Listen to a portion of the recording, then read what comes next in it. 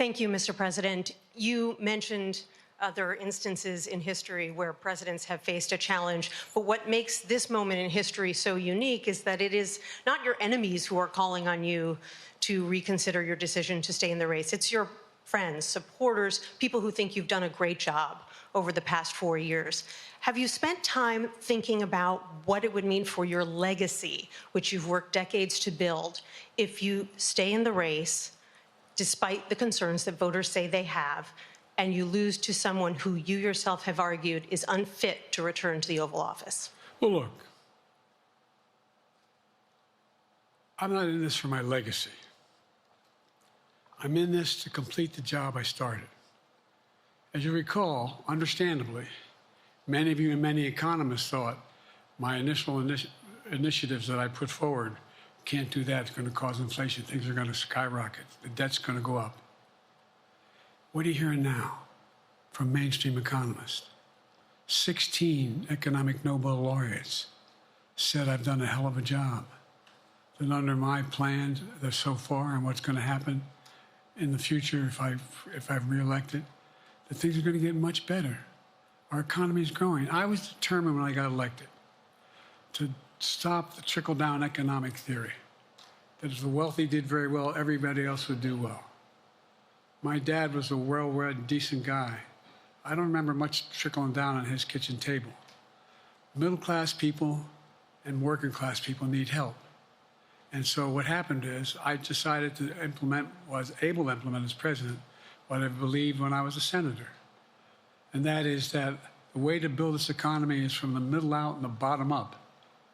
That way we grow the economy. And the wealthy still do very well. They do fine. And guess what? Find me an economist, a mainstream economist who said we haven't done well. What have we not done that isn't working right now? And so we got more to do, though. We got to finish the job.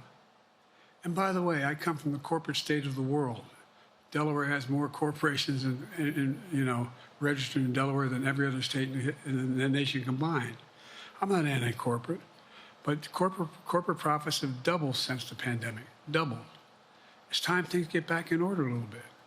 It's time, for example, if I'm reelected, we're going to make sure that rents are kept at 5% increase, corporate rents for apartments and the like and homes are limited to 5%.